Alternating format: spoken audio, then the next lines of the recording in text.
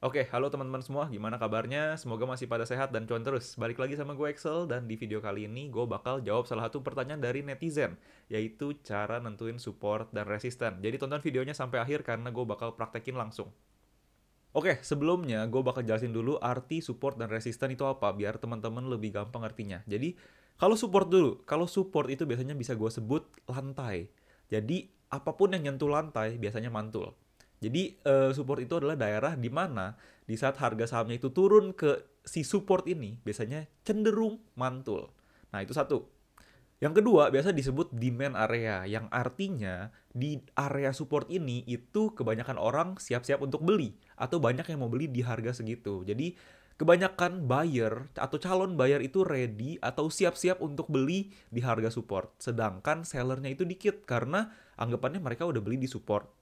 Terus masa jual lagi di support, gak untung gak rugi. Jadi, malah harus bayar trading fee ke sekuritas. Jadi, biasanya di daerah-daerah support itu penjual itu lose interest atau kehilangan ketertarikan buat jual sahamnya di daerah situ. Jadi makanya kebanyakan itu yang beli daripada yang jual di daerah support.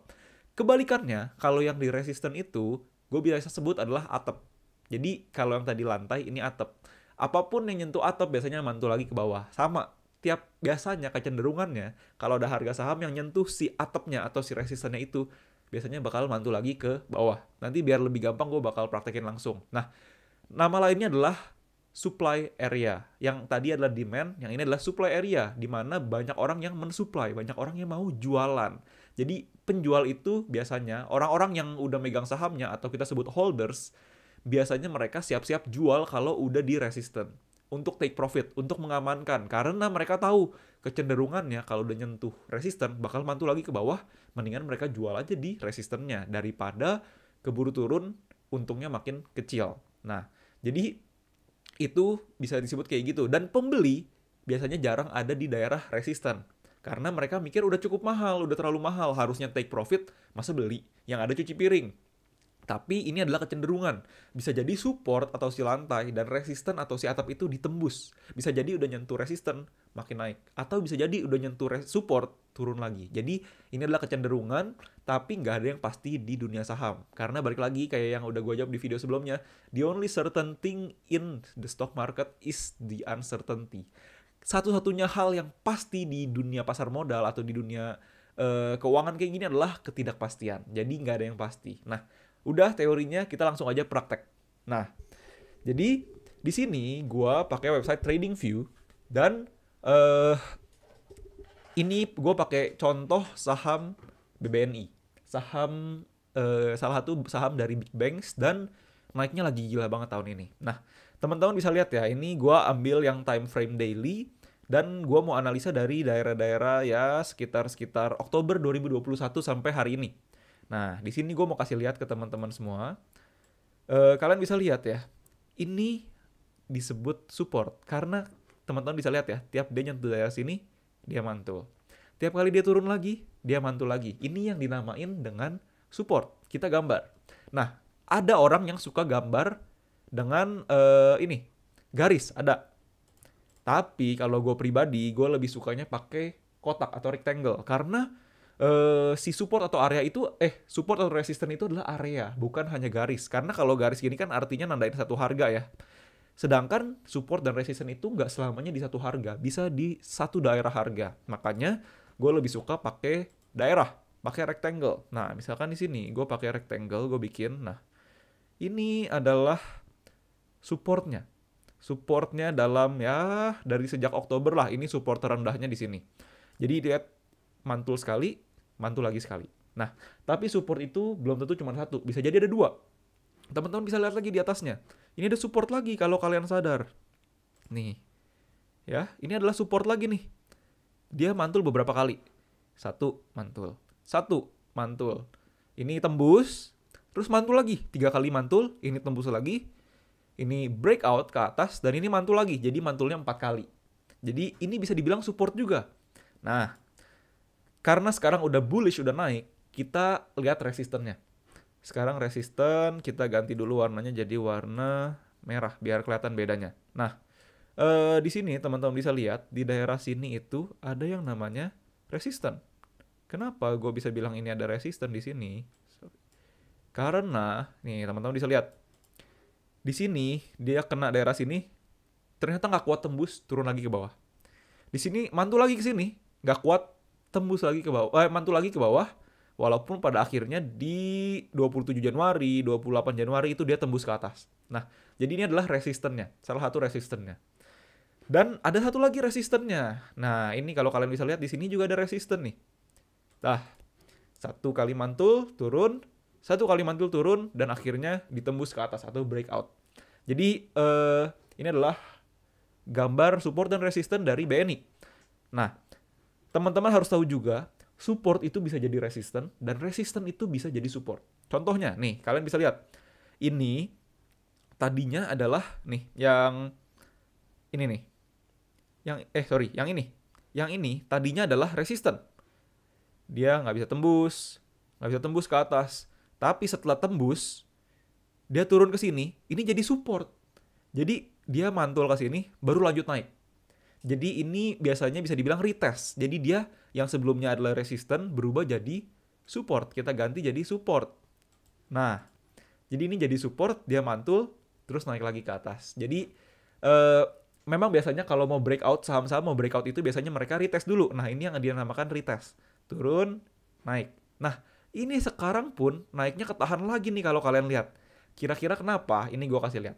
Jadi di sini kan ketahan nih di 7.000 berapa? 7.975 atau 8.000, udah sempat nyentuh 8.000 dikit.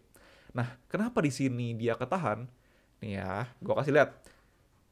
Ternyata dari sebelum-sebelumnya nih di sekitar Oktober 2019, Januari 2020, Februari 2020, dia ada resisten di sini ternyata nih, kalian bisa lihat. Nah, ini gue ganti warna merah. Tuh, jadi ini kena turun. Kena mantul turun. Kena mantul turun. Dan di sini masih nyisa resistennya. Jadi di sini ada resisten, dia mantul ke bawah. Bisa jadi dia retest dulu ke sini. Bisa jadi, nggak ada yang tahu. Bisa jadi dia turun dulu ke sini, habis itu baru lanjut naik mungkin. Nggak tahu. Apa mungkin dia turun, malah lanjut turun ke sini? Nggak ada yang tahu. Jadi ini adalah kecenderungan. Jadi kalau misalkan udah daerah-daerah sini, ya jangan beli. Karena ini adalah daerah resisten. Kalau mungkin nanti turun ke daerah sini, mungkin boleh coba beli. Tapi kalau gue bisa saranin, belinya jangan full. Bisa 50% dulu nyicil. Jadi kalau amit-amit dia tembus lagi ke bawah, kalian bisa average down. Nah, jadi tapi tergantung. Kalau kalian trading ya jangan average down, cut loss, buang gitu. Jadi ini adalah cara gambar support dan resisten. Sebenarnya gampang. Yang penting kalian lihat aja daerah mana yang sering terjadi pemantulan. Nah, boleh nggak orang beli di resisten? Sebenarnya jarang ada yang mau beli, tapi contohnya gini. Misalkan ini resisten ya, ini yang merah, misalkan ini belum ada nih. Ini belum ada, ini belum ada, ini belum ada. Misalkan kita mundurin. Kita mundurin ke sini. Nah, misalkan ini sekarang hari ini contoh masih 8 Februari, contoh. Ini, jangan yang 8 Februari deh, nambah sehari. Sorry. Replaynya sampai sini. Oke. Nah, misalkan kalian bisa lihat di sini ya. Di sini resisten nih. Udah 2 kali mantul, 1 kali mantul, 2 kali mantul. Terus tiba-tiba dia breakout nih. Kalau kalian bisa lihat ini breakout nih. Kotak merahnya ini kita warnain biar lebih jelas. Oke. Nih ya, kalau kalian bisa lihat, dia mantul dan closing di atas resisten. Yang artinya resistennya udah ditembus. Atapnya itu udah dibolongin tembus ke atas. Nah, kalau kayak gini, kalian boleh. Ini namanya buy on breakout. Yang artinya setelah dia breakout, kalian boleh beli. Karena ini udah resistennya udah gak terlalu kuat karena udah ditembus. Nah, kalau udah kayak gini, kita lihat aja ke depannya gimana.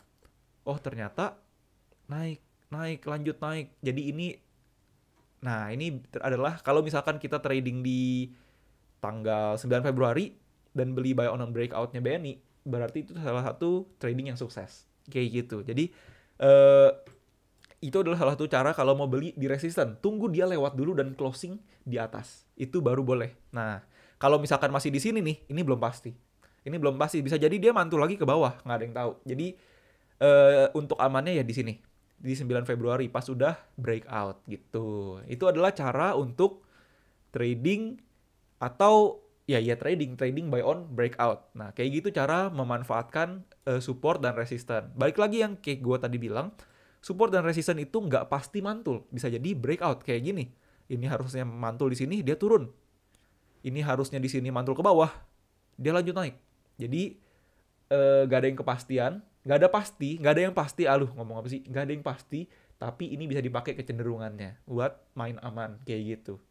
Oke, gitu aja videonya tentang support dan resisten. Nggak terlalu panjang, nggak terlalu ribet, karena memang nggak ribet gitu cara bikin support dan resisten. Dan itu adalah ilmu dasar kalau mau trading. Dan investing pun gue pakai. Jadi investing analisanya pakai analisa fundamental, tapi nentuin kapan masuknya itu pakai support dan resisten. Itu juga lebih oke lagi. Jadi gitu aja videonya. Kalau kalian punya pertanyaan atau belum jelas, silahkan tulis di komen. Nanti gue bakal coba jawab atau gue bakal bikin lagi videonya yang lebih jelas. Kalau udah, gitu aja. Thank you semua. Sampai ketemu di video berikutnya. Bye-bye.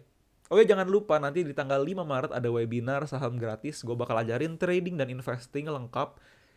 Langsung aja daftar. Linknya bakal gue taruh di description. Jadi ini gratis, benar-benar gratis. Langsung daftar aja buat belajar-belajar. Nanti kalian bakal disuruh masuk ke grup Telegram.